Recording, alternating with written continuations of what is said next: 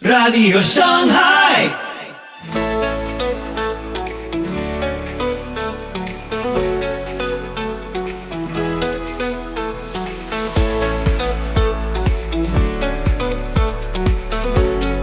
Muy buenos días, tardes o noches, donde quiera que estés en el mundo. Soy Pipo Biglione y te doy la más cálida bienvenida a Radio Shanghai. Estás sintonizando el episodio 604 de nuestra octava temporada. Prepárate para lo que viene. Hoy, Roma, Lutero y el miedo. Cuando el temor se convierte en doctrina, la gracia deja de ser gracia.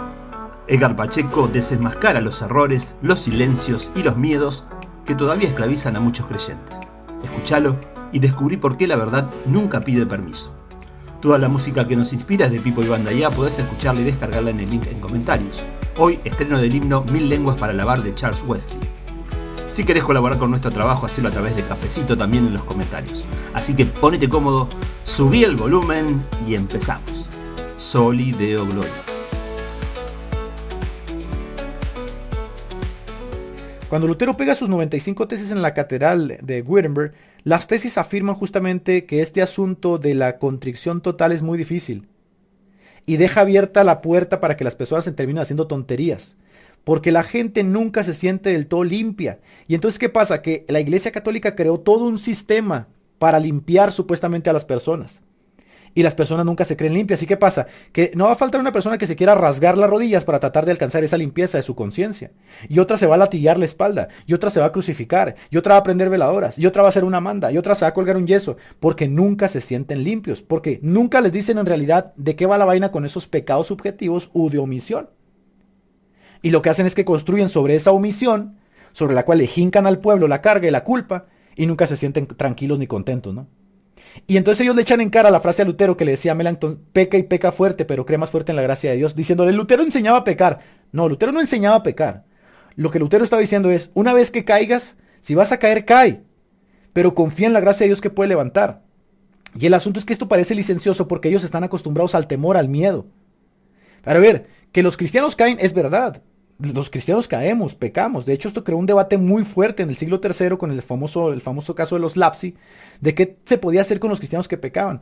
Yo les recuerdo, hermanos, que Hebreos capítulo 6 lo leyeron los padres de la iglesia y lo leyeron la iglesia primitiva como un caso abierto de apostasía. Hebreos capítulo 6, que dice: los que fueron iluminados, que la frase en griego es fotismos y que se utilizaba para el bautismo que tú llevas a cabo, ¿no?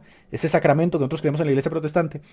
El fotismos, una vez que eres iluminado y vuelve a caer, dice Hebreos capítulo 6, no puede ser regenerado otra vez porque crucifica para sí al Hijo de Dios. Entonces, la iglesia primitiva leyó ese texto diciendo: si una vez bautizado tú vuelves a pecar, ya no hay perdón para ti. Esto creó dos cosas. Primero, creó el fenómeno de los lapsi, que se tuvo que llevar en el concilio de Cartago en el siglo III, porque había gente que cuando se desató la persecución negaron al Señor. Y entonces la iglesia de Roma, con Esteban a la cabeza, quería recibirlos, y la iglesia de Cartago, del papa de Cartago, Cipriano, no quería recibirlos.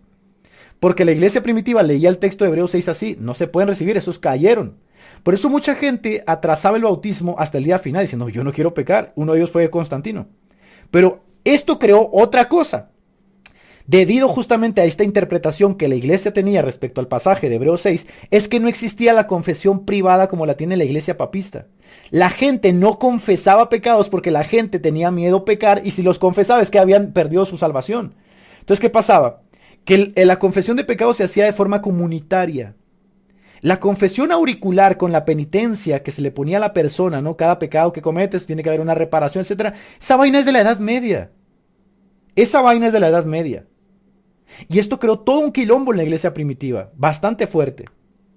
Y no hay forma de decir que en el capítulo de Hebreos 6 los regenerados no son regenerados. Los iluminados no son iluminados, sino que está hablando de inconversos. No es así. No es así. Sean honestos con el texto. Ahora se ha hecho todo un quilombo respecto a la interpretación de Hebreos capítulo 6 para tratar de ser coherente con la visión calvinista. No es que la visión calvinista también tiene sus huecos. Y yo lo he dicho en otras ocasiones.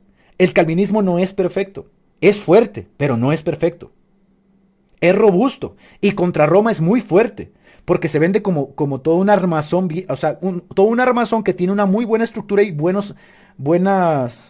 tiene buena solidez, buen soporte contra Roma. Pero que sea perfecto, esto nadie te lo va a comprar. Y el problema del calvinismo es que se vendió como perfecto y por eso terminó flipando cuando se dio el avivamiento calvinista la década pasada, porque mucha gente empezó a darse cuenta que el calvinismo era fuerte, pero estos redoblaron la apuesta y empezaron a golpear a la gente. Empezaron a golpearla. Y el asunto es que yo, por ejemplo, hablaba la vez pasada del asunto de la apologética. El asunto de la apologética, por ejemplo, para mí es todo un fenómeno nuevo en mi caso. En mi caso es todo un fenómeno. ¿Por qué?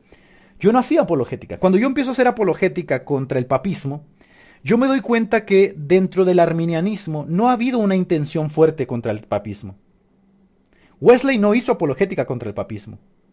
Y el mundo evangélico como tal no está pensado en hacer apologética contra el papismo. Está pensado en una forma pastoral y más de revitalización espiritual que en apologética contra el papismo. Mientras que las grandes confesiones sí tenían muchos apartados contra el papismo.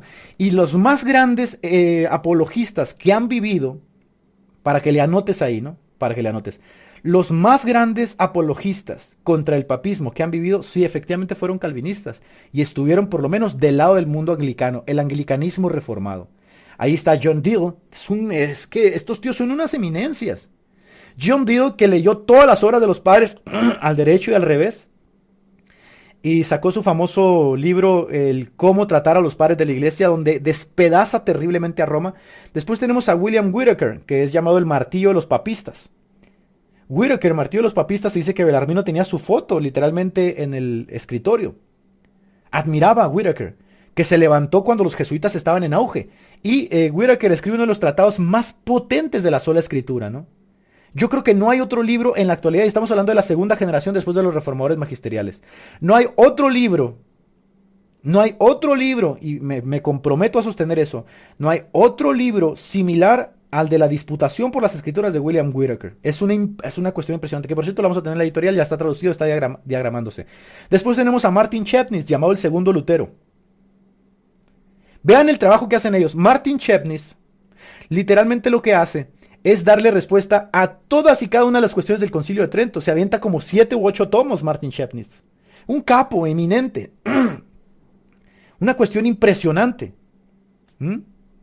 Entonces sí, efectivamente hay que reconocerlo. El calvinismo es muy fuerte. Respecto al papismo sí es muy fuerte.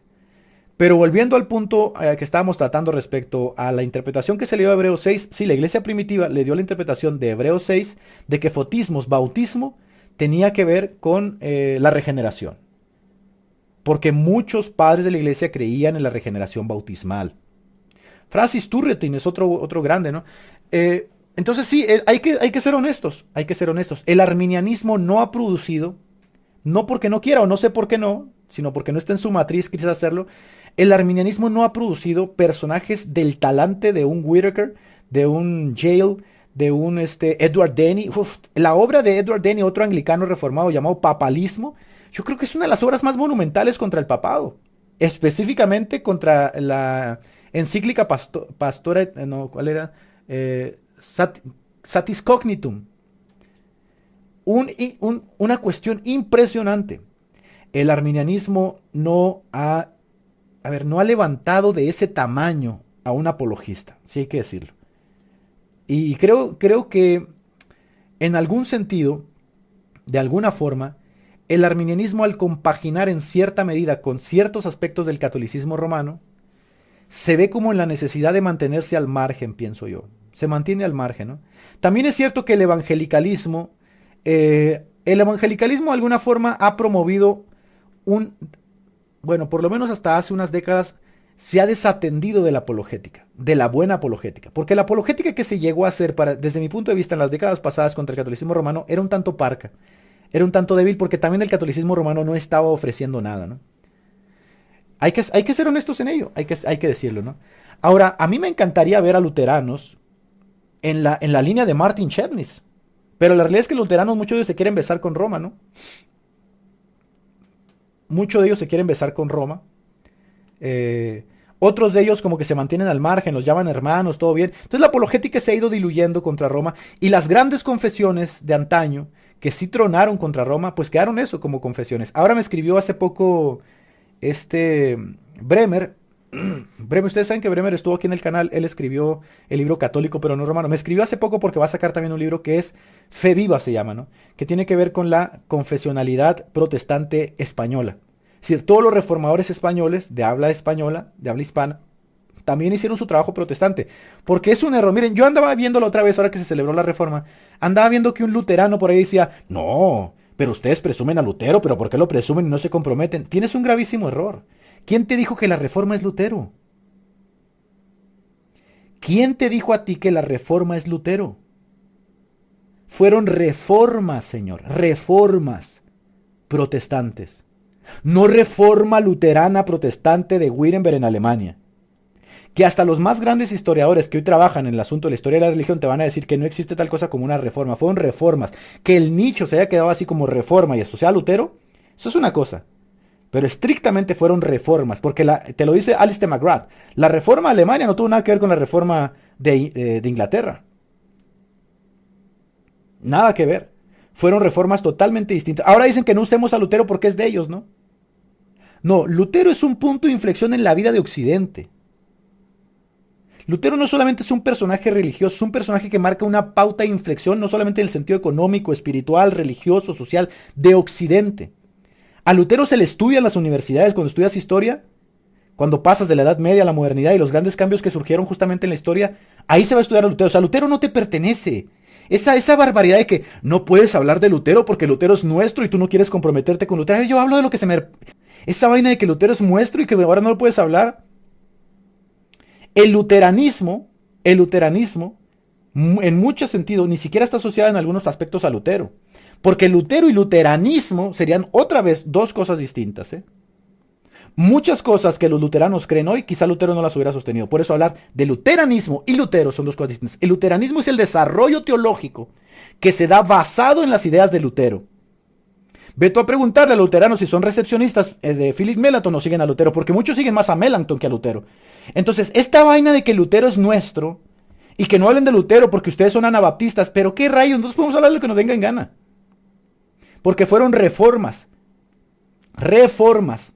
Y los ideales de esas reformas tienen por fin, que no lo tienen muchos luteranos que son cobardes el día de hoy, tienen por fin justamente la distinción de lo que es la iglesia apóstata de Roma, como lo dicen las confesiones anglicanas, lo dicen los artículos metodistas, lo dice la confesión de Westminster, lo dice la confesión de Londres, lo dice el libro de Concordia, que son la distinción entre lo que es la iglesia apóstata romana y lo que es la verdadera iglesia. Ahora es verdad que en el luteranismo se arrogan esa idea, por lo menos el libro de Concordia, de que los anabaptistas son herejes y que ellos son la verdadera iglesia, sin duda. Pero nosotros no consideramos a estas reglas infalibles, por lo tanto la discusión entre nosotros tiene que estar abierta. Y por lo menos yo no considero a ninguno de mis hermanos hereje. Es un terrible, terrible y putrefacto error salir de esa putrefacción de Roma, ¿no? Donde te arrogas el derecho a la conciencia a los demás y te metes a una iglesia evangélica a seguir actuando de la misma forma. So pretexto del sentido de pertenencia y orientación. Que no necesitas hacer eso para tener sentido de pertenencia. Tú puedes ser un precioso luterano abierto al diálogo. Ah, no, pero es que hay que debatir lo que nos desune, lo que nos golpea. ¿Por qué? Ah, para poder tú erguirte sobre los demás, diciendo que tú tienes la razón y así poder establecer tu sentido de pertenencia. Estamos en el siglo XXI. Mucha agua ha corrido por debajo del puente. Y yo estoy seguro que a muchos luteranos no les va a gustar que se les asocie con esos luteranos que haciendo sus quehaceres y trabajos teológicos terminaron besando gays y cazando mariscos. ¿Verdad que no? Pero es que si tú le preguntas a esos luteranos que representan a la mayoría de los luteranos en el mundo,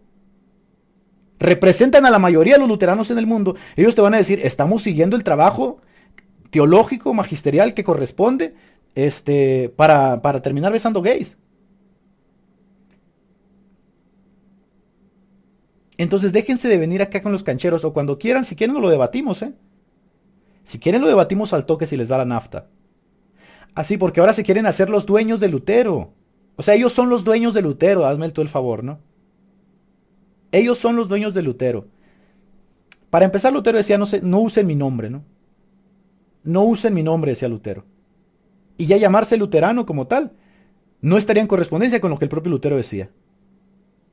Porque textualmente lo dijo, no usen mi nombre. Solamente para argumentar ese asunto, ¿no? Solamente para argumentar ese punto. Porque yo no creo que ese pensamiento sectario lo tenga Casanova. Ni tampoco creo que el hermano Juan tenga ese pensamiento sectario. Y por una razón. Porque ese pensamiento sectario es efectivamente lo que le ha hecho mucho daño al mundo cristiano protestante. Y yo creo que una vez pasas todo ese proceso, ¿no? Todo ese famoso journey faith, donde para tener sentido de pertenencia te llevas en las patas a medio mundo. Una vez que pasas esa inmadurez, que también le sucedió a los calvinistas, porque también no se hagan los cancheros, también a ustedes les pasó. Y que es lo mismo de la tiranía del débil, que ahorita tienen el poder los débiles, ¿no? Y que hacen exactamente lo mismo. También le pasó a los calvinistas, los llamados jóvenes inquietos en el avivamiento hace décadas, donde se sintieron los cancheros y terminaron destruyendo a medio mundo, hasta que levantaron, ¿qué? Levantaron barrera a la gente que los estaba escuchando y dijeron, no, aquí no más. Y el asunto es ese, ¿no? El asunto es que una vez que pasas por todo ese proceso, ¿no? De sectarismo, de querer meterte en las patas a medio mundo, y aprendes a tolerar y amar a los que son de tu propio pueblo, la cosa cambia. Pero a ver, yo no entiendo, es que ¿cómo le llamas? A mí me cuesta trabajo llamar hermano a un papista romano que literalmente nos anatemiza y luego llamarle hereje a alguien que comparte la sola fide contigo, ridículo. Piensen ustedes nada más eso, los compromisos que tienen hoy con la Iglesia Católica, de que siempre andan coqueteando con ella. Hazte católico, papá. Deja de ser tibio a hacerte católico. Porque yo te recuerdo que el Concilio de Trento, que es dogmático, te anatemiza. Ah, es que te jugaron la píldora en la boca de que el Concilio Vaticano II quiere dialogar contigo. Ningún diálogo. El diálogo es para que tú te incorpores a la Iglesia Católica. El diálogo es para que tú te reincorpores a la fe plena de la Iglesia Católica. Y efectivamente la Iglesia Católica en Trento, en Florencia y en la mayoría de los concilios que ha tenido dogmáticos, anatemizan a todos aquellos que no estén a favor de la Iglesia Católica Romana. Por eso ellos establecieron el extra ecclesia nulla salus. Fuera de la Iglesia Católica Romana no hay salvación. Ahora resulta que llaman herejes a los que confiesan la sola fide, sola gracia, solo Christus, y que enarbolan los principios de la reforma, pero llaman hermano al papista. Hazme tú el favor, ¿no? Hay que ser idiota de verdad para pensar en esos términos, o hay que ser un tremendo resentido contra los evangélicos para pensar en esos términos. Pero por más que el evangélico a mí me odie, por más que el evangélico a mí me patee la cabeza, me aborrezca como pastor perro, ellos están más cerca de mí que el papista romano, aunque el papista romano me trate muy lindo. Porque en el entrecruce de las ideas, la Biblia dice así, podrán andar dos juntos si no están de acuerdo. Y por lo menos yo sé que en el fondo, si yo hablo con un luterano, él confiesa sola fide como yo confieso sola fide. Ahora, si dentro de toda esa estructura de su quehacer teológico a ellos se les enseñó a aborrecerme, ese ya no es problema mío. Yo voy a seguir viéndolos como hermanos porque yo he madurado, bendito sea Dios, en la fe, no para andar tratando de sectas y de idiotas a medio mundo, sino para aprender que todo este quehacer teológico que se lleva a cabo a través de los siglos, muchas veces levanta murallas entre nosotros mismos y que efectivamente nosotros tenemos que quitarlas. ¿Cómo va a ser posible que un calvinista ahora ande enamorado de los papistas como el Pipas, ¿no? Y que a los otros, a los que no concuerdan con él, les llama herejes, sectarios? Para nada, para nada. Y les vuelvo a repetir, no fue reforma protestante, fueron reformas protestantes. Y esto se debe a las grandes discusiones historiográficas que se dan ahora en el siglo XXI. Porque yo les recuerdo que la historiografía es una metodología moderna. No se utilizó en el siglo XV ni el XVI. Es moderna, se empieza a enseñar en las universidades hace apenas el siglo XX, no hace un siglo. Entonces, a mí no me la quieran jugar con esa vaina de que te voy a llamar hereje porque soy luterano. No, me vas a llamar hereje porque no has tenido la madurez de entender efectivamente que todo el quehacer teológico que se lleva a cabo nos puede hacer eso, llamar herejes a los demás o tenderles la mano. En tu caso decides llamarnos herejes, bueno, llámanos herejes, no hay problema, pero no representas justamente todo ese trabajo magisterial, porque qué casualidad, ¿no? A ver, ellos te citan mucho el coloquio de Marburgo cuando Melanchthon, Zwinglio y Lutero se agarraron a piñas, ¿no? En el asunto de la Santa Cena. ¿Por qué no te citan la Concordia de Wittenberg?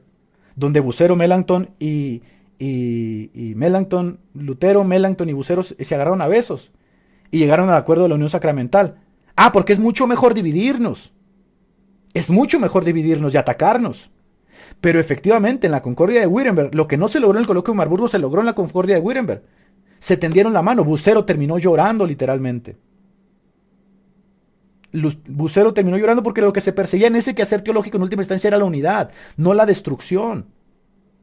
Ahora, si yo voy a estar en una iglesia, a ver, es que hay que ser tonto de verdad.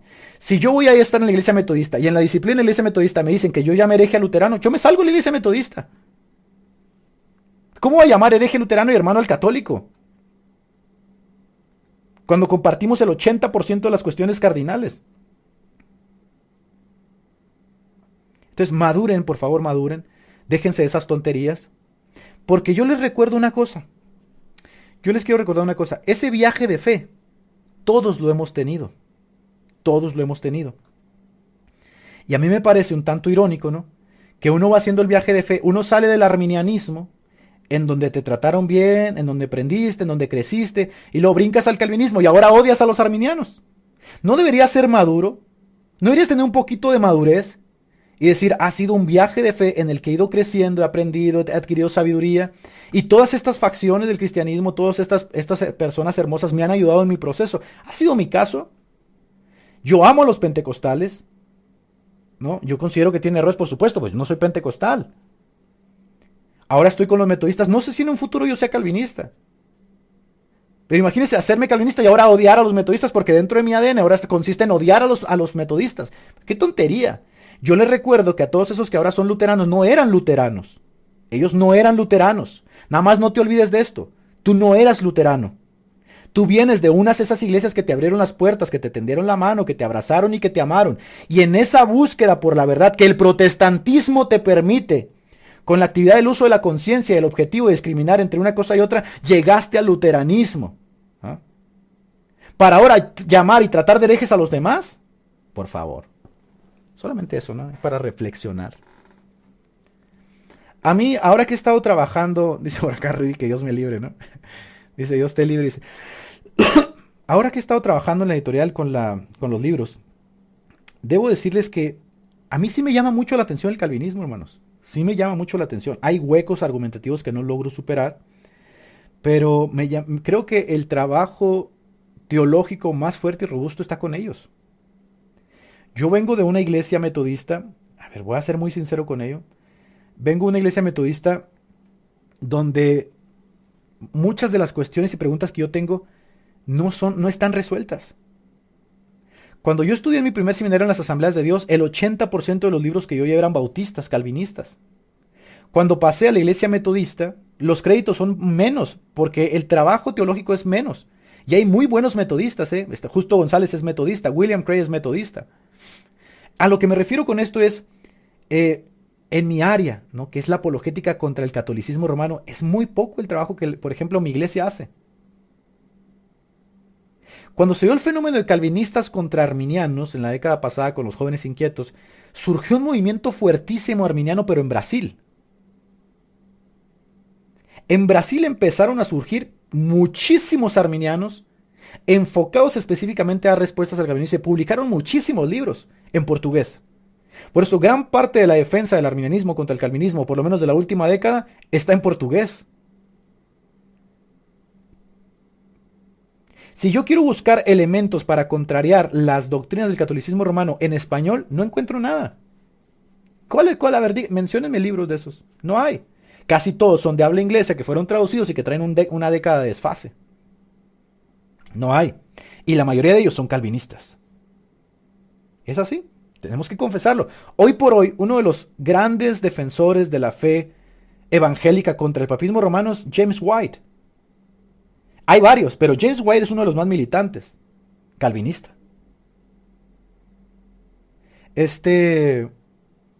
Hay otro personaje que forma parte de Alfa y Omega de James White, calvinista también. Es raro, ¿no? Que encuentres un arminiano así de comprometido contra la apologética católica. Es muy raro, seamos honestos, ¿no? Pero, bueno, solamente quería confesarles eso, ¿no? No es que lo voy a hacer, intenté hacerlo, ¿no? Pero Winston me pateó y me escupió y hizo mucho desastre conmigo, que eso está superado. Como que me privó, me detuvo, ¿no? Me detuvo y dije, no quiero ser eso. No quiero ser eso y creo que por ahí no va la vaina, ¿no? Y me detuvo, gracias a Dios me mantuve ahí. Pero la realidad es que intelectuales de alto nivel, arminianos, apologistas contra el catolicismo, no hay. Y yo he buscado, miren que yo estoy en la línea del debate, ¿eh? No hay, gente, no hay. Ahora que estaba trabajando con el libro de Whitaker, dije, es que esto es impresionante, ¿verdad? El libro de John Deere, impresionante. El libro de Stuart Denny, impresionante. Son muy fuertes. Son muy, muy fuertes. Y Winston dijo algo verdadero. Winston dijo algo que es verdad. Que quizás si lo hubiéramos tratado de otra forma, de una forma más mesurada y linda, yo ya estaría en el calvinismo. Pero es verdad. En el tema de la justificación, la sola fide, se repunta mucho mejor desde el área calvinista. Es verdad, lo acepto así totalmente. Yo no tengo ningún problema. Yo siempre he dicho, a mí en el tema de la perseverancia incondicional, yo estoy un 80% del lado calvinista. Hay un 20% que no me deja, ¿no? O sea, sería infiel a mi conciencia respecto a ese 20% que he intentado superarlo, ¿no? Con cierto quehacer teológico por aquí, por allá, no me queda del todo claro. Pero efectivamente, en el asunto de la sola fide, es que hay que ser honestos. Desde la morfosintaxis, desde el griego, es mucho más fuerte el calvinismo para defender la sola fide. Es así. Y por eso, la evidencia es tan grande de que sí es así, y que se los está diciendo un arminiano, ¿eh? La evidencia es que sí es así, que el propio Hugo Moppet tiene que andar buscando a eruditos protestantes a ver qué dicen respecto a la sola fide. Porque su iglesia se quedó desfasada, como bien dice Alistair McGrath en su libro Justita Dei. La iglesia católica se quedó anquilosada en el tema de la justicia de la sola fide. Y por eso, como dice el propio Alistair McGrath, que el trabajo de Alistair McGrath y Justita Dei creo que es el más grande trabajo sobre la justificación. Y por eso la Iglesia Católica tuvo que reabrir los debates después de Trento. Y por eso tienen los diálogos conjuntos contra las diferentes denominaciones respecto al tema de la sola fide. A través de los dicasterios, que son órganos oficiales de la Iglesia Católica, ¿no?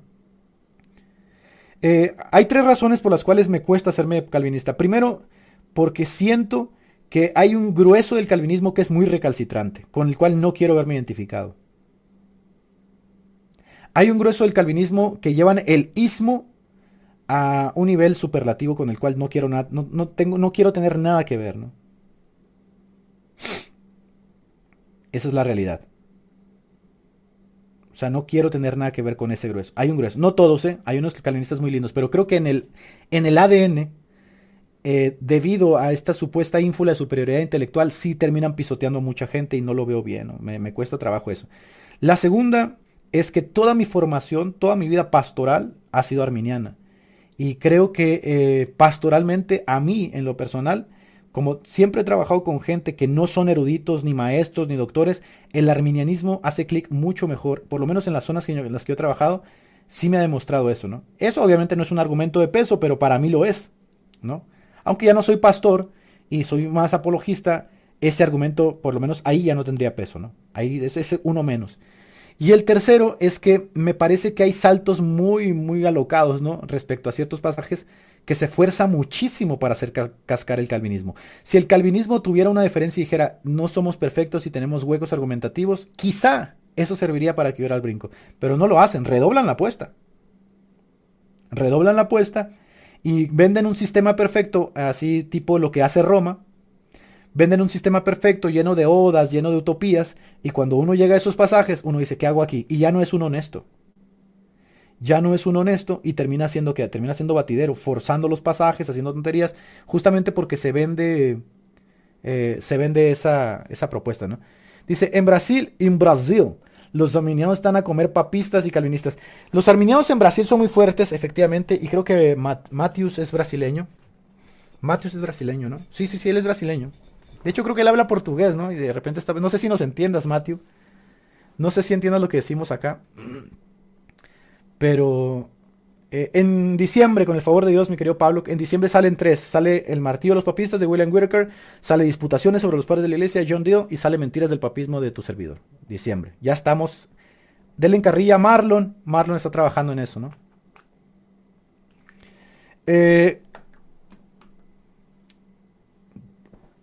Habiendo dicho eso, vamos a continuar. Y miren una cosa bastante interesante, que a la mayoría de las personas que me siguen aquí en el canal son pentecostales, ¿eh? Y calvinistas. Pentecostales y calvinistas. Son pocos arminianos. Y debo de ser muy sincero, yo tengo un video en el canal donde elogio el movimiento de jóvenes inquietos que se dio en la década pasada, que fue el famoso avivamiento neocalvinista, se le llamó neocalvinismo. Fue muy bueno. Rescató a mucha gente de las consideraciones parcas y periféricas que se tenía sobre la teología. Yo soy uno de ellos. O sea, yo tengo que agradecer a los calvinistas porque efectivamente, como pentecostal, estaba muy limitado, ¿no? Respecto a ese quehacer teológico. Muy limitado. Para mí, Paul Washer fue un parteaguas, aunque Paul Washer, para mí, hoy creo que ya, habiendo madurado, para mí es un poco legalista Paul Washer, ¿no? Pero ciertamente despertó en mí una curiosidad que debo valorar. Despertó una curiosidad por la teología, por la vida espiritual, etcétera, ¿no? Después uno sigue su propio camino. Yo no tengo por qué no estar a Apahuacho. Yo puedo decir que fue un personaje ahí puntual, ¿no? Que me ayudó en mi vida espiritual. Si ustedes me preguntan, ¿cuál luterano te ayudó? Pues no existen. A ver, hermanos, que seamos honestos. Seamos honestos que, a ver, gran parte del trabajo que se hace en la mayoría de las iglesias, por lo menos en sentido intelectual, lo hacen los calvinistas. Yo no sé por qué les cuesta trabajo reconocer. Usted puede seguir siendo muy pentecostal. Yo, como pentecostal y ministro de las Asambleas de Dios, yo estoy en un seminario pentecostal. Yo llevo 80% de libros calvinistas. Claro, le quitaban las partes, ¿no? Que de la soteriología que no les convenía, pero llevaban todo el armazón.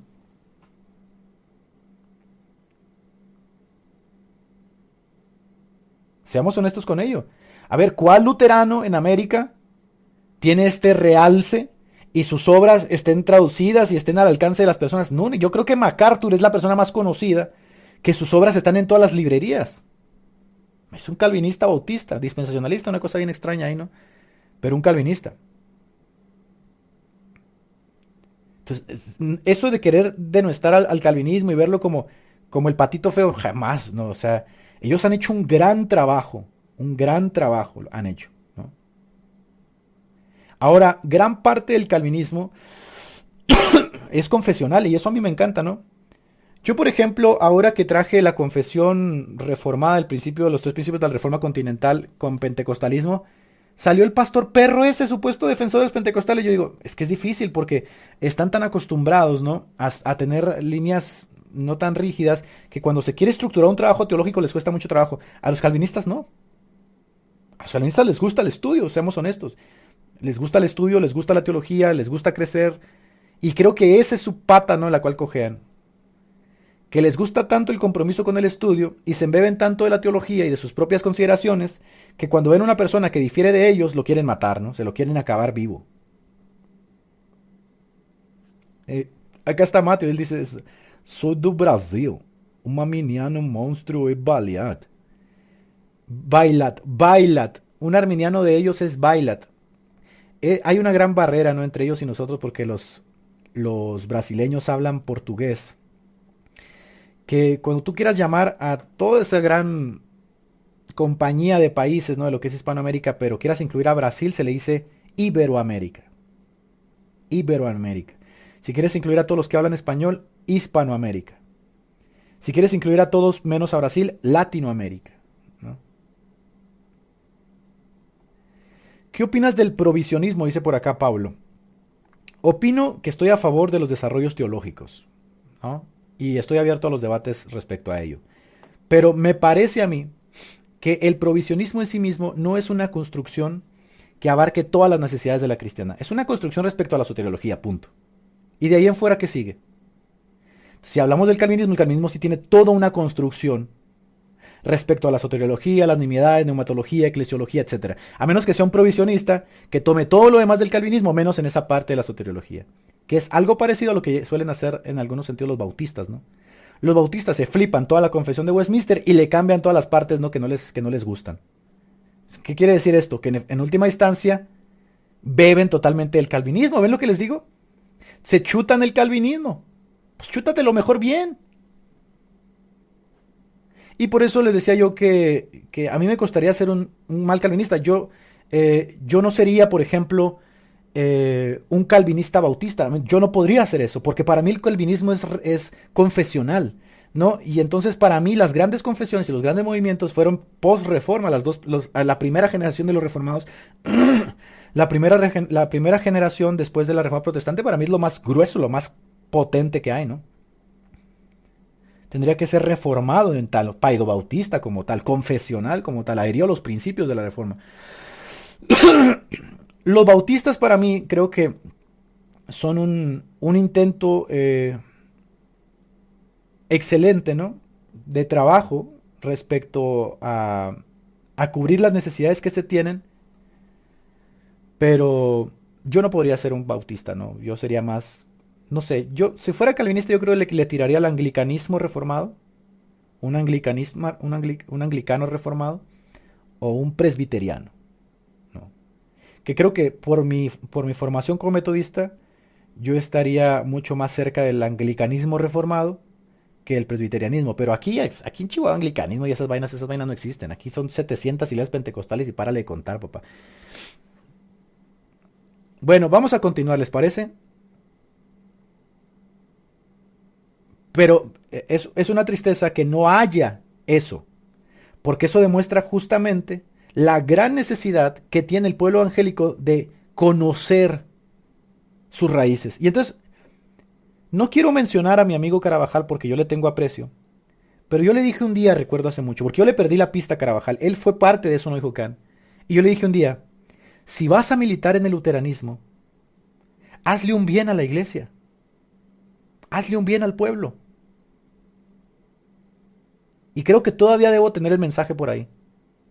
Hazle un bien a la iglesia, hazle un bien al pueblo, suma al pueblo evangélico como luterano. No, andan destruyendo al pueblo, que herejes, que esto, que la misma asquerosa cantaleta, ¿no? Si vas a ser un calvinista, suma, ellos suman. Si vas a ser un pentecostal, suma al pueblo, suma a la unidad, suma a nuestra vida espiritual. Ahí es donde yo digo, ¿dónde están esos benditos anglicanos? ¿Dónde están esos benditos luteranos que sumen al pueblo, nos enseñen, nos instruyan, nos ayuden? Puro condenar y atacar, ¿no? Así no se puede. Por eso estas divisiones se acentúan tristemente, ¿no? Se acentúan y se pudre todo. Vamos a continuar acá. Dar a su propia salvación, de acuerdo también a lo que Jesucristo hizo en la cruz. Jesucristo hizo su parte y el ser humano también hace su parte. Mas aquel cuya obra abrazara sufrirá castigo, él no obstante quedará salvo, pero como quien escapa por el fuego, como que en último momento se escapa por el fuego. Ahora, para mirar que también se puede referir a un fuego purificador, pues nuestros mismos biblistas, que son pues de la más alta alcurnia, pues los de la Biblia de Jerusalén, el fuego esto es una explicación a pie de página que aparece en la Biblia, que la tengo acá, la Biblia de Jerusalén, quinta edición, dice, el fuego es un símbolo clásico de la profecía, permite eliminar las escorias, purifica la materia preciosa, y da varias referencias del Antiguo Testamento, Isaías 1:25, Jeremías 6:29-30 y Malaquías. Acá nos trae un comentario de la Biblia de Jerusalén como si el comentario fuera infalible, ¿no? Y tuviéramos que estar sujeto al comentario. No, lo que usted está haciendo es debatir. Usted tiene que desarrollar su propio comentario, su propia forma, ¿no? De estructurar el texto de 1 Corintios 3:15. Entonces, aquí como que chochea, ¿no? El hermano Andrés Moore es una persona muy inteligente, hermanos. Es una persona muy inteligente. Creo que no tiene la misma apreciación del calvinismo que yo tengo, eso es obvio, ¿no? Tiene una apreciación un poco más reticente, un poco más al margen y en algunos casos un poco más militante. En mi caso no es así. En mi caso creo que si se hablara, por ejemplo, de los apologistas arminianos que pueden debatir contra los calvinistas, yo creo que el mote de mi querido hermano Moore es mucho más pastoral, pedagógico y didáctico, ¿no? Yo personalmente lo creo. Yo creo que él se mancha un poco al meterse en esos debates, ¿no? Yo no, quizá ustedes no compartan conmigo su opinión. Yo creo eso. Creo que es una persona que tiene un ethos impecable y que metido en esas controversias con los calvinistas creo que lo pudre, ¿no? Creo que él puede sumar desde otras áreas. Pero también creo que él como pastor se ve como, no sé, en la necesidad de proteger a su pueblo de lo que él considera obviamente un error y algo pernicioso como es el calvinismo. No comparto eso porque la realidad es que yo creo que el problema no es el calvinismo, el problema es lo que muchos calvinistas hacen, ¿no?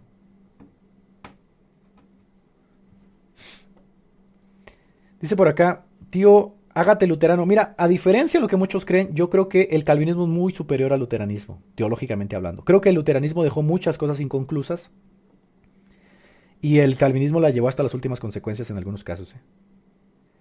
O sea, creo que el trabajo del calvinista ha sido más robusto que el del calvinismo, en muchos sentidos. Que todavía el luteranismo apela un poco más al misterio, a teología un poco más apofática, negativa, y yo creo que el calvinismo se banca hasta los tubos.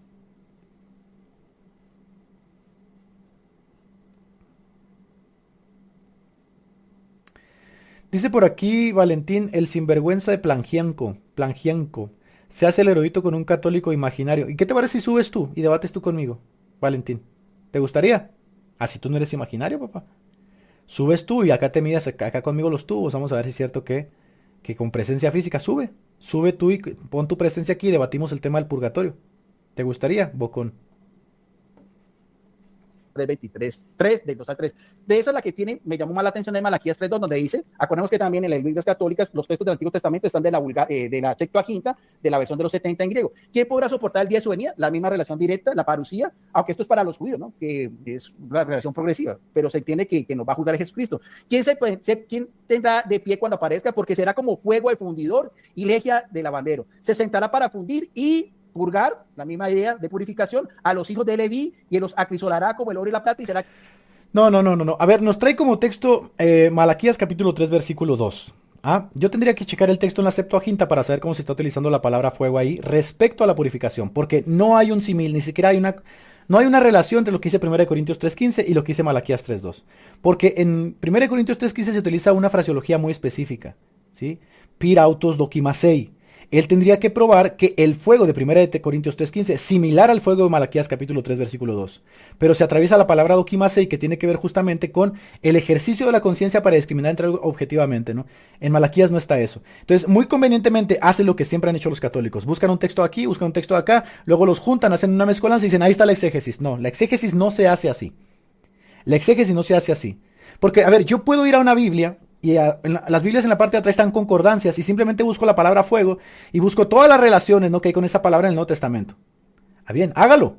Ahora busque la palabra dokimasei y dígame en dónde en el Nuevo Testamento dokimasei, como se utiliza en 1 Corintios 3:15, Pablo lo utiliza para purificar personas. No existe en el Nuevo Testamento. Entonces, por más que usted encuentre relaciones con pir para la palabra fuego, que yo se lo dije al principio que puede ser utilizado de forma literal, lo que tiene que hacer es que ese fuego literal puede purificar personas en un purgatorio, en un estado intermedio post-mortem, que es lo que usted quiere enseñar con 1 Corintios 3:15. Eso es lo que tiene que hacer, eso es lo que tiene que demostrar.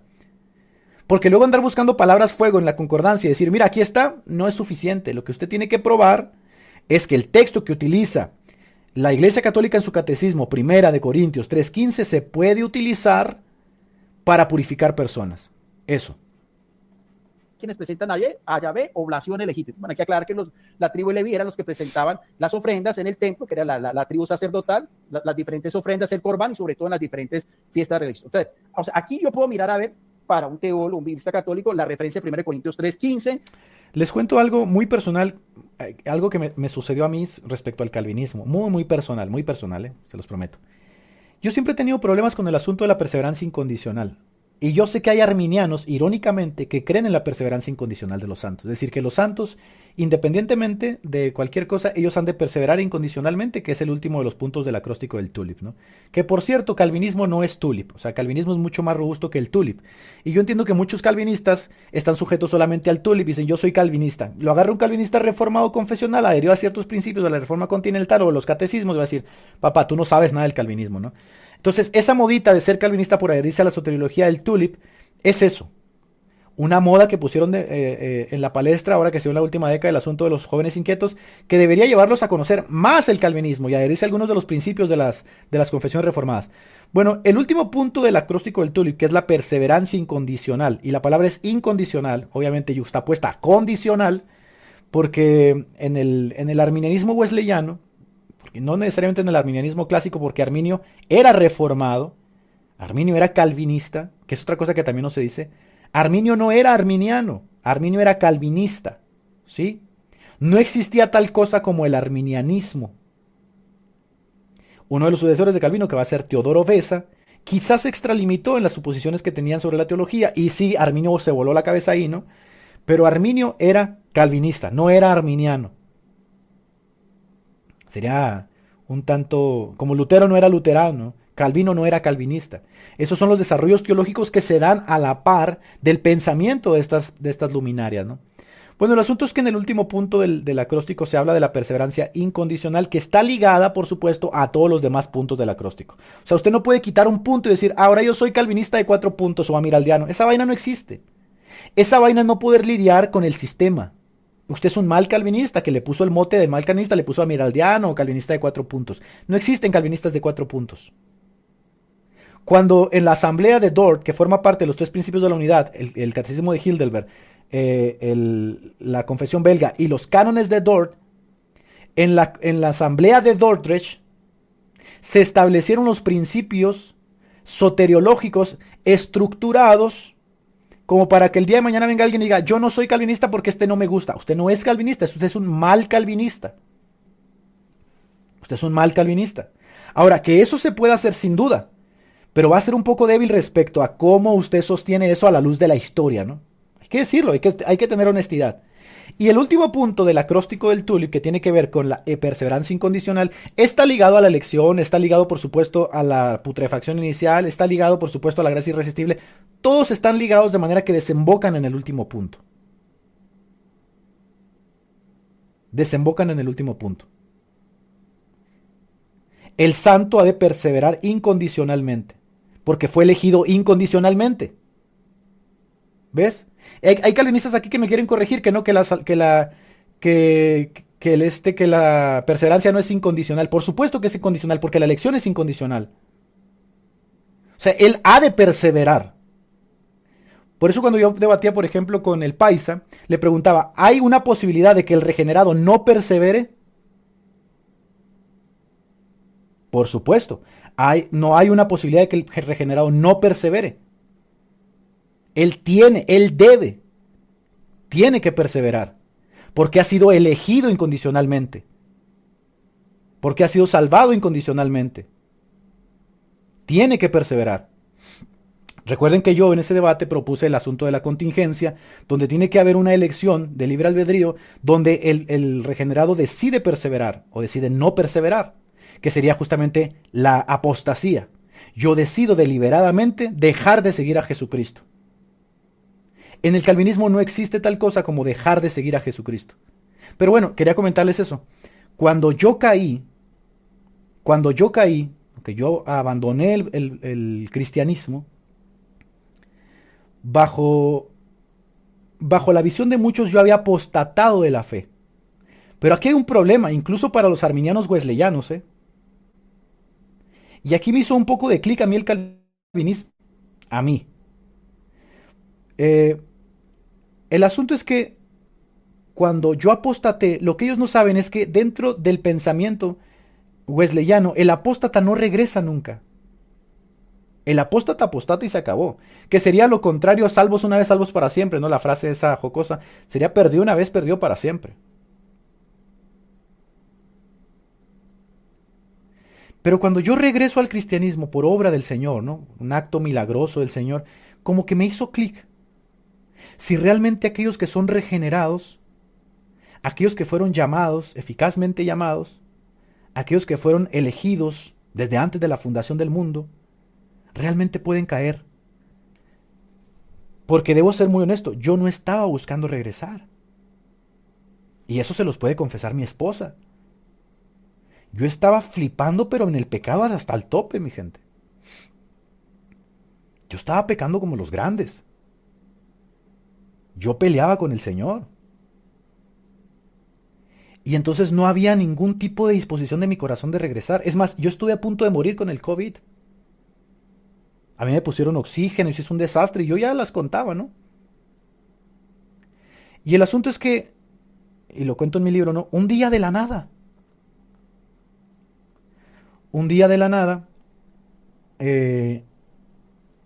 ahora sí que por obra, por gracia de Dios, que nos atrae con sus cuerdas de amor, fui convencido. Es como si Dios dijo, ya te cansaste de andar haciendo tus tonterías, ¿verdad? Pues ahora te atraigo, ahora vuelves otra vez. Y así como un día me fui, así en un abrir y cerrar de ojos, una tarde, no fue necesario nada más, ni siquiera estaba en la iglesia. No estaba en la iglesia. No estaba haciendo, estaba simplemente sentado en la sala escuchando una canción de Eric Satie que se llama Nocía número 1 y estaba leyendo un libro de Cicerón, de las obras que vienen en los volúmenes de las enciclopedias. Estaba leyendo ese libro de Cicerón, me acuerdo. Y estaba ahí sentado en la sala y me dio hambre porque mi esposa se había ido. Me dio hambre y porque obviamente hay muchas cuestiones de por medio, ¿no? De que no, que psicológicamente, que la dependencia a la droga y que no sé qué tantas tonterías. Lo que yo puedo decirles es simplemente esto: yo no quería regresar. No había ningún atisbo en mi corazón de querer regresar a la fe evangélica, ni al cristianismo, ni regresar con Cristo. Es más, Cristo y yo teníamos un pleito terrible, ¿no?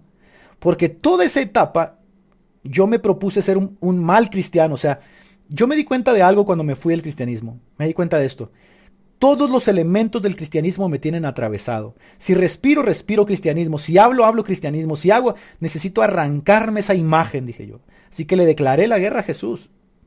Y por eso mucha gente que me conoció como pastor, después de un mes me dijo, ¿pero qué le pasó a Edgar? Está endemoniado.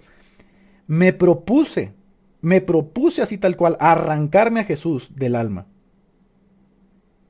Yo hablaba como cristiano, ya no quiero hablar como cristiano y empecé a hablar literalmente como un loco, ¿no? Hacía buenas obras, ya no quiero hacerlas, ¿no? ¿Y qué hice? Leía la Biblia cristiana, pues me fui a leer la Biblia satánica.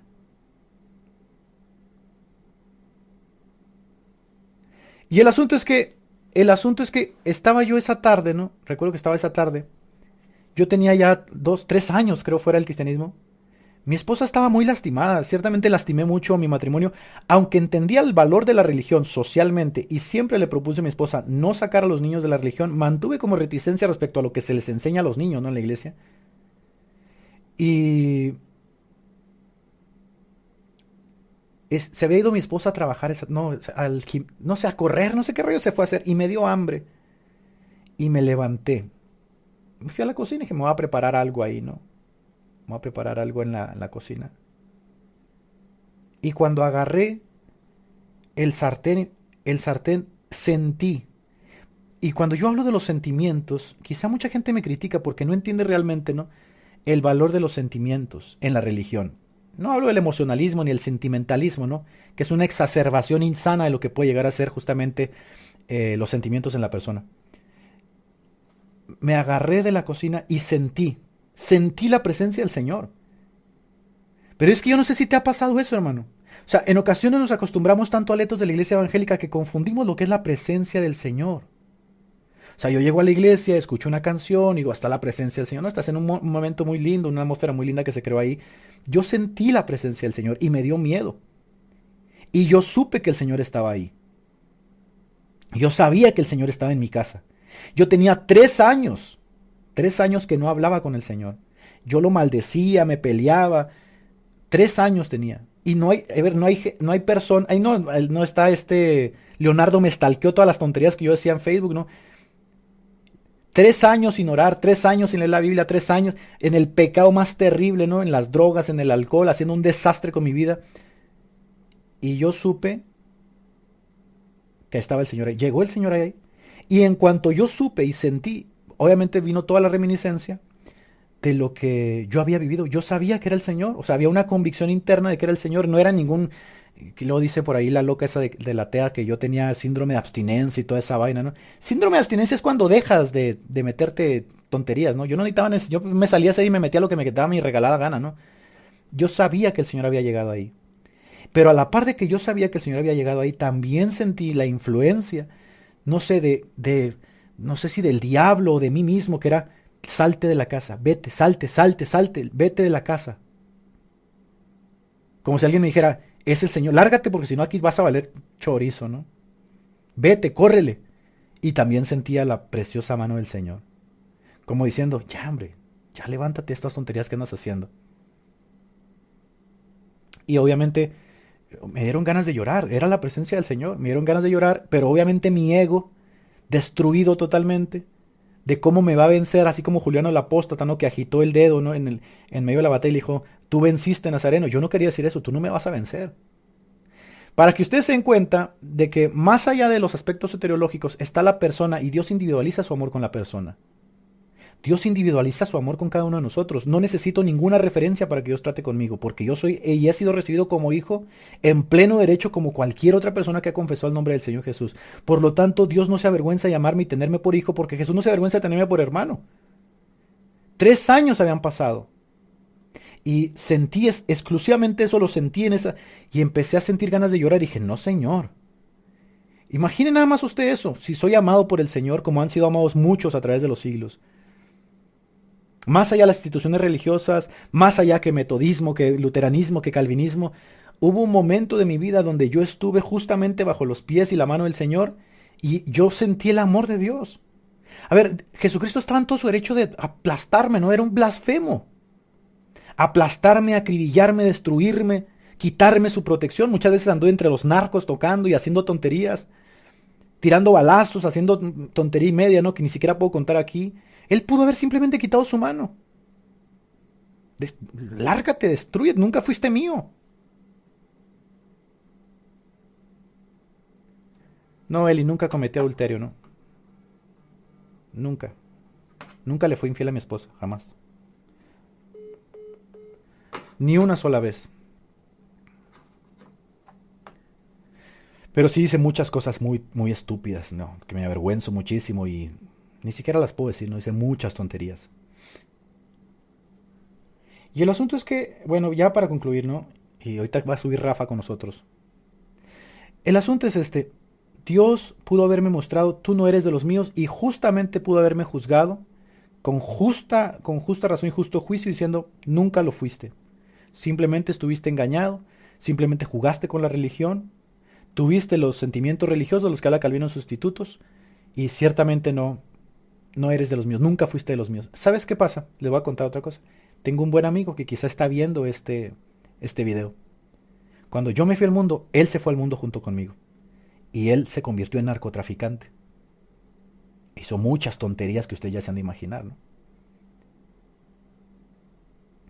Él ha regresado también al Señor.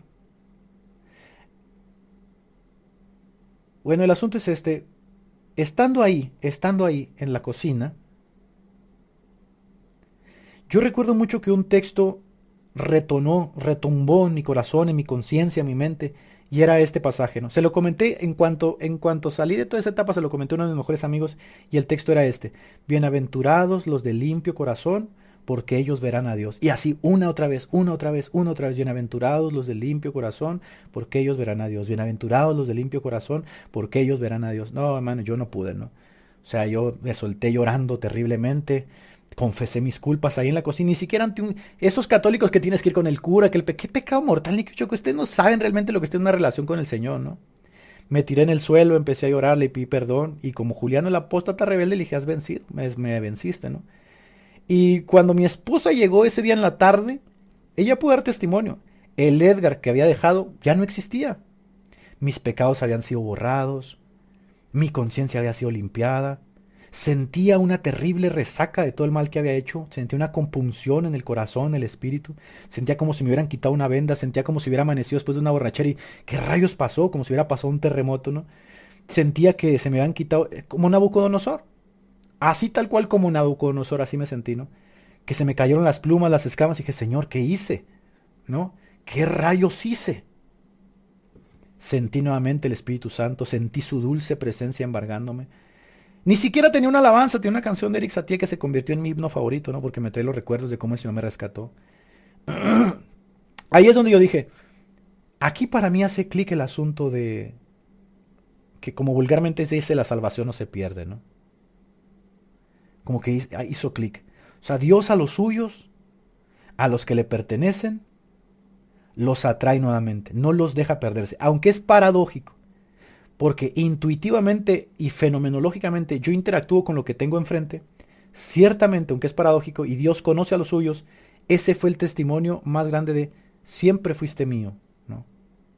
Siempre fuiste mío, siempre me perteneciste, y a los que Dios justificó, a estos mismos también llamó, a estos santificó, y a estos glorificó, ¿no? Ahora, puede ser arrogante pensar en esos términos, pero sí, lo veo así, ¿no? Le pertenezco. Soy de Él, soy su posesión. El mismo que me justificó es el mismo que me predestinó, es el mismo que me llamó. Debo ser muy cauteloso porque ahora lo veo, pero es que no solo lo veo, lo viví. Viví fuertemente el asunto de su mano trayéndome con cuerdas de amor, ¿no? Mucha gente, paradójicamente, quizá el arminiano, quizá, porque no voy a hablar por los arminianos, porque ciertamente alguno va a decir, no es cierto, no pensamos así. Quizá algún arminiano, debido a esa creencia, ¿no?, de que la salvación se puede perder, piensa que él puede, en algún sentido, salvarse haciendo cosas. Hay una línea ahí muy delgada, ¿no? Porque ciertamente los arminianos también tienen seguridad de salvación, creen en la seguridad de la salvación. También lo tienen, o sea, no hay un arminiano que diga, no, yo mañana me voy a perder. Ningún arminiano vive así. Viven con una seguridad de salvación, aunque creo que quizá en ellos, paradójicamente, debido a la fenomenología, se da esta tensión, ¿no? Se da esta tensión un poco mayor en el sentido de que no sé si hago esto, si no hago esto, si hago aquello, si no hago aquello, puedo perder mi salvación. me parece que en ese sentido sí estoy más del lado de calvinista y siempre lo he dicho, estoy como 80% más del lado de calvinista, ¿no? No vivo con la conciencia de obras muertas, vivo pensando justamente en las grandes promesas del Señor y las disfruto, disfruto sus promesas, aunque soy ser humano y es lo que le decía yo al paisa, como ser humano, intuitivo y fenomenológicamente interactúo con la realidad que se me presenta en el día a día. Y obviamente en ese día a día me doy cuenta de que yo no puedo jugar con fuego. Y entonces he tratado de hacer como un equilibrio, miren, para mí sería más o menos así. Todas las advertencias que existen en las escrituras para los santos, para los escogidos, fungen como móviles que producen en algún sentido la perseverancia, fenomenológicamente hablando, ¿eh? O sea, todas estas, es como si Dios las hubiera puesto ahí para producir en nosotros lo que Él ya determinó de antemano. Eso es básicamente lo que creo. Que todas estas advertencias que existen en las escrituras es como si Dios nos las hubiera dejado para producir en nosotros lo que Dios ya había determinado que suceda con nosotros. Y así, fenomenológicamente, se da la impresión de que nosotros estamos cumpliendo algo para agradar a Dios cuando realmente Dios ya determinó esas cosas para que fuesen cumplidas. Y sería básicamente cerrar esto como nuestro libre albedrío existe pero está predestinado. Esa es la forma, ¿no?, en la que yo lo vería. Nuestro libre albedrío existe pero está predestinado bajo los límites de Dios. Dios predetermina la forma en que nosotros debemos de andar, y aunque para nosotros fenomenológicamente existe esta supuesta libertad en la que nosotros tratamos de hacer cosas, en realidad Dios las determinó para que las hiciésemos. Ahora, para algunos puede parecer un fatalismo, pero para mí puede ser como una forma de sortear, ¿no?, el asunto de cómo me acerco a las escrituras y a la vez cómo sorteo el asunto de que existe un Dios soberano y omnisciente que efectivamente me demuestra a través de los siglos de tú eras mío. O sea, tú nunca dejaste de pertenecerme. Fui yo el que permití que pasaras por todo eso, dejándote la impresión de que probablemente me has abandonado, pero yo nunca te he abandonado. El lazo nunca se rompe del lado mío, siempre se rompe del lado tuyo.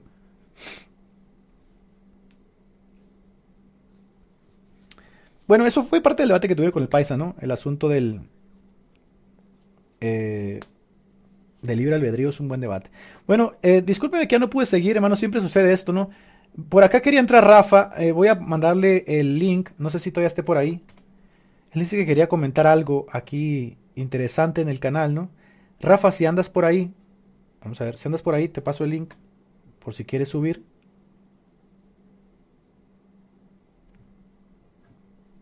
Hubiera sido muy interesante y hubiera sido muy chévere que estos diálogos se hubieran seguido dando, ¿no? El calvinismo, el molinismo, el arminianismo, pero ustedes se dieron cuenta que no pudo ser, no se pudo ser, y tristemente ya saben, se acuerdan por qué no pudo. Hubiera sido muy interesante. Creo que yo mismo me hubiera beneficiado mucho, ¿no? Independientemente del debate con los católicos, creo que yo personalmente me hubiera beneficiado mucho. De hecho, yo hice todos los intentos posibles por traer aquí a molinistas, arminianos. Me faltó un provisionista, ¿no? Cuando se desató toda la guerra. Pero hubiera sido muy interesante, hubiera sido muy, muy suave seguir trayendo la perspectiva de un luterano, un calvinista, un arminiano, un provisionista, un molinista. Pero bueno, ustedes ya saben qué pasó, se pudrió ahí la vaina y ya no pudimos seguir con el tema porque son temas que se apasionan demasiado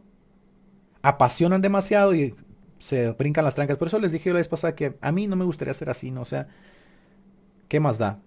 Bueno, dice Rafa que en 5 minutos sube, mis queridos hermanos. Si alguien quiere subir por lo pronto, saludar o algo, le voy a dar ahí el link. Tenemos 5 minutos en lo que se prepara Rafa. Igual pueden, no voy a subir a muchos, ¿eh? Igual pueden dar ahí un bocadito rápido sobre el tema.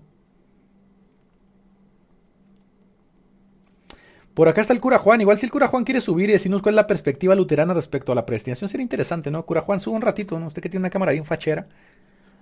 Y coméntenos así brevemente y rápidamente. Igual podemos hacer un programa, ¿no?, dedicado a eso, desde la perspectiva luterana.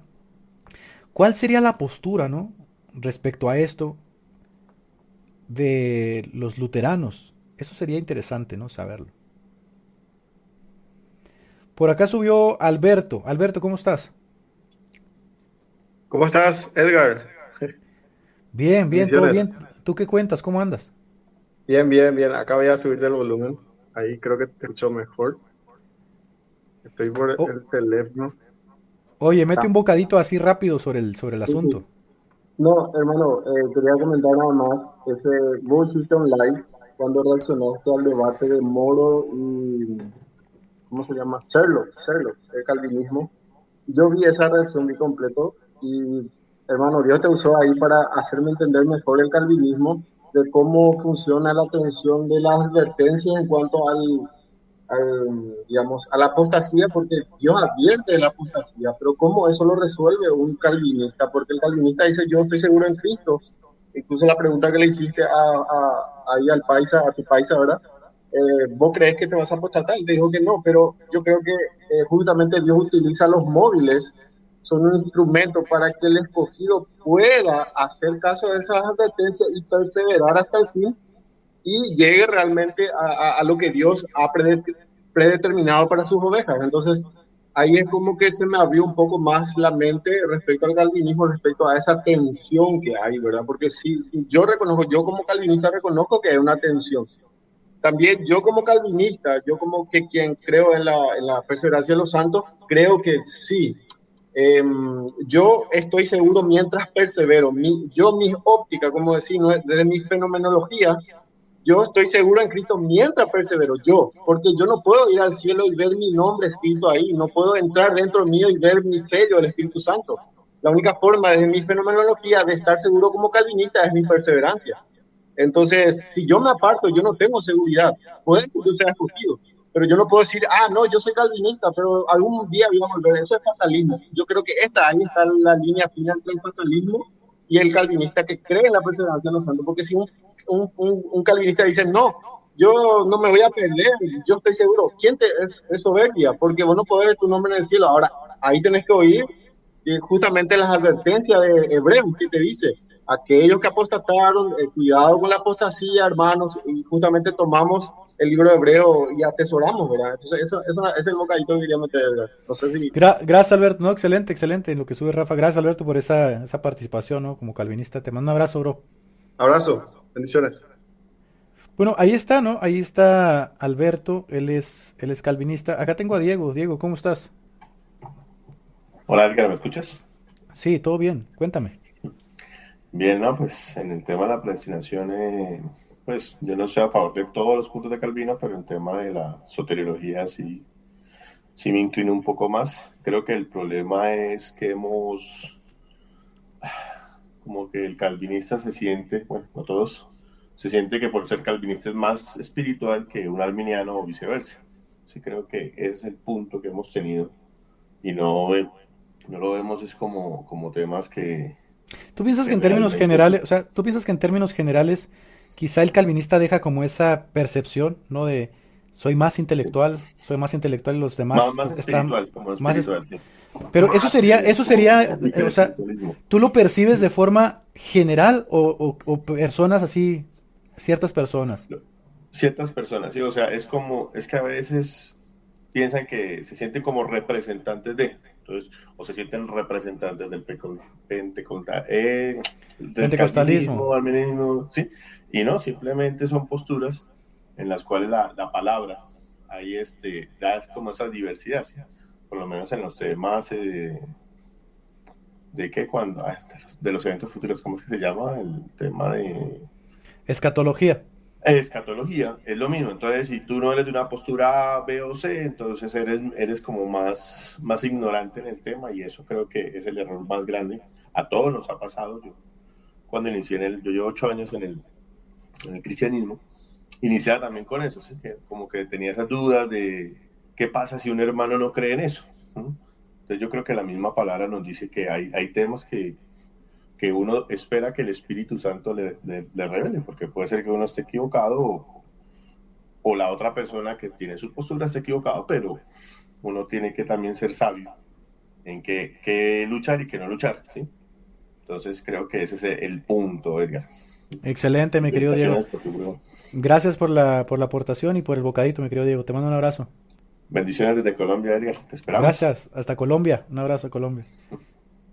Bien, por ahí está Diego, ¿no? Metió un bocadito respecto a eso. Por acá tengo a Claudio. Claudio, ¿cómo estás? Estás muteado, Claudio. Pa, pa, pa. Hola, Ahí hola. está. ¿Me escucho? Sí, perfecto. ¿Cómo andas?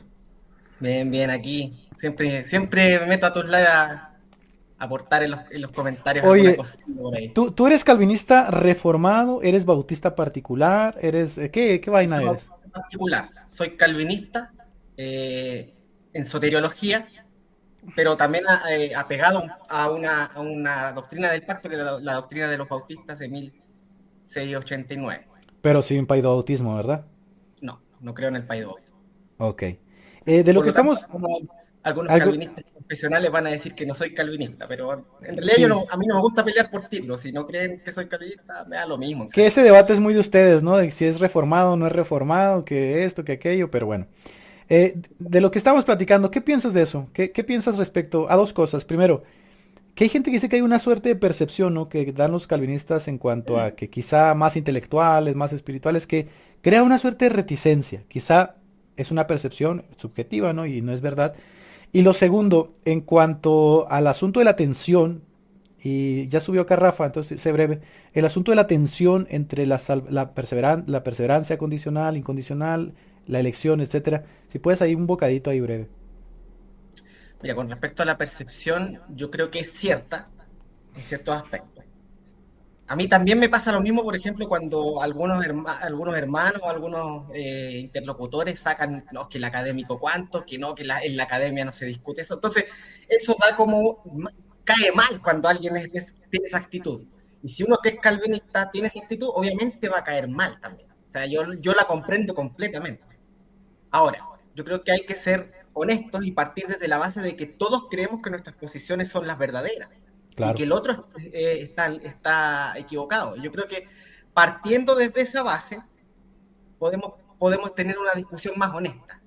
¿Me entiendes? O sea, yo estoy Claro, acá claro, y o sea, es normal que si yo creo que tú no tienes la razón, es normal que genere en ti una suerte de rechazo, ¿no? O sea, alto o bajo, pero en cierta manera porque hay una disputa intelectual ahí. Así que no sería Exacto. diferente a agarrarse a piñas, ¿sí? Es verdad, es cierto. Yo creo que lo que hay que reconocer siempre es que todos sostenemos verdades.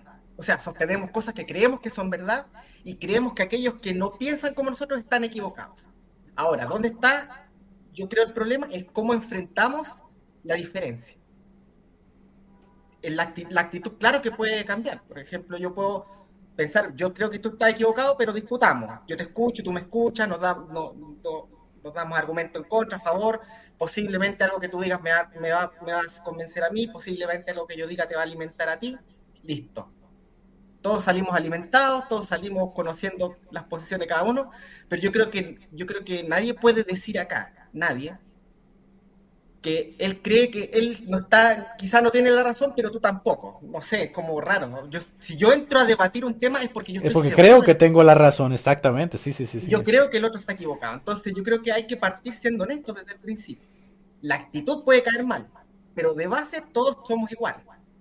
Buenísimo. Sí. René, sube ahorita otro ratito, voy a subir a Rafa y sube otro ratito para preguntarte lo que te iba a preguntar. Gracias, René. Dale.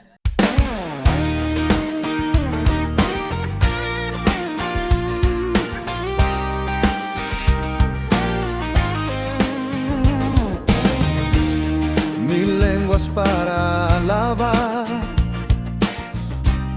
mi gran Redentor Señor,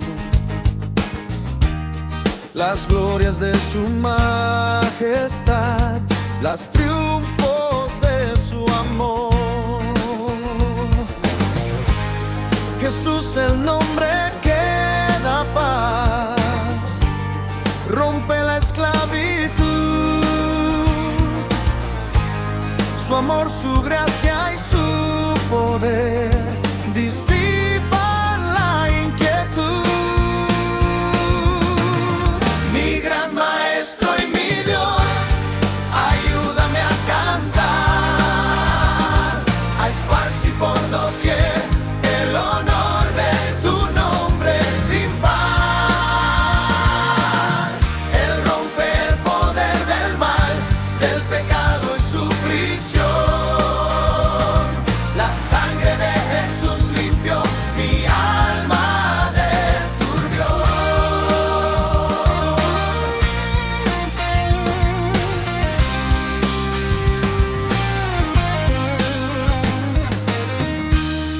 Oíd, naciones, su voz. Oíd, pecadores hoy. Cristo el Señor os llama a Él, os libra del error.